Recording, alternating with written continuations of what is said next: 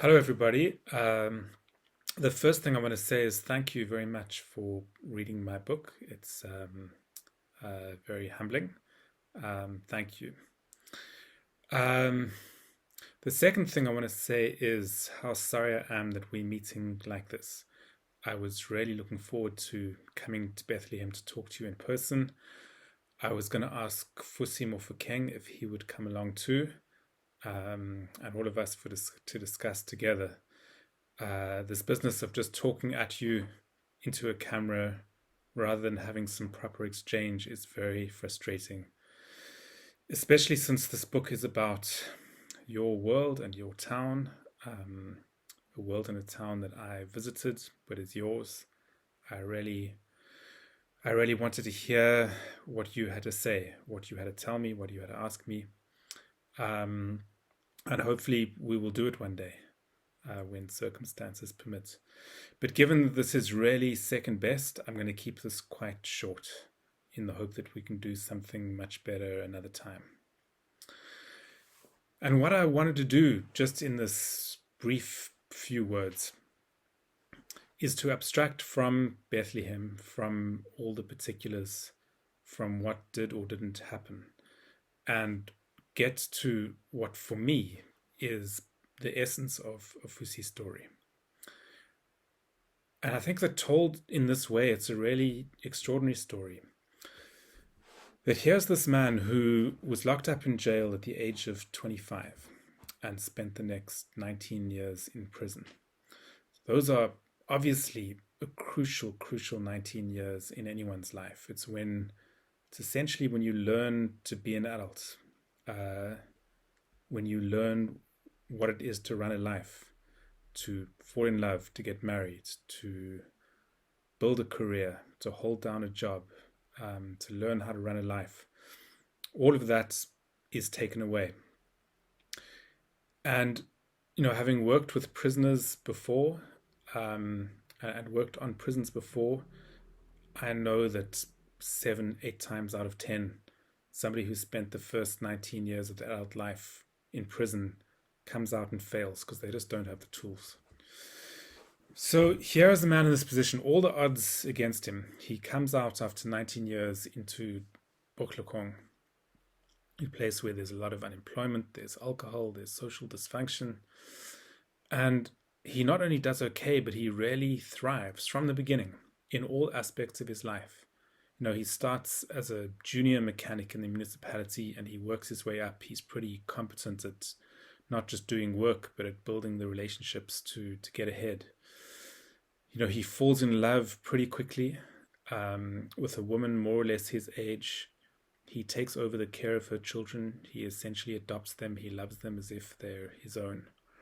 Um, so we're dealing here with a pretty remarkable human being to come out in those circumstances and to flourish so quickly. Here's a very competent person, somebody who knows how to work, who knows how to love, who knows how to have a decent relationship with other human beings, even though there was nothing to prepare him, 19 years inside. So for me as a writer, what I wondered, what intrigued me is where did this come from? Where did this competence come from? And especially when one looks back at Fusi's teenage years and at his youth, I think that he had a pretty wild youth. I don't think things were going very well for him when he went to jail. Um, he had lost his job as a cashier. He seemed to be chronically ill. You look at the boys who he was moving with at the time, they didn't turn out too well. His brother died in a car accident a couple of years after Fusi went to prison. A close friend of his died of AIDS. The other one of the four who's still around has lived a pretty hard life drifting around. And part of me wonders whether the same fate may have happened to Fusi. And I think that fate didn't happen to him because something really extraordinary happened to him in jail. I think that in a profound way, he really became a new human being. One who, even in a way, imagined a new past for himself, invented a new past for himself. And I spent a lot of time wondering where that capacity for invention came from, that capacity to turn around came from. And, on the one hand, it came from a really special and important relationship with a very wise social worker who happened to be white and Afrikaans, who saw Fusi and looked him in the eye and saw what was going on with him and taught him this incredibly simple but profound lesson, which is just that you can't fight with the past. That's what happened has happened. And if you fight with it, you will be hitting your head against a rock. You'll be killing yourself. You have to move on. Such a simple lesson, but such a profound one. But I think that another thing that got him to get him to turn around was this. I don't think it was religious experience. Fusi is not a particularly religious man. He goes to church every now and again, but it's not a big part of his life. In a strange way, it was politics that turned him around. It was a sense that he was a black man who had faced injustice and wanted redemption.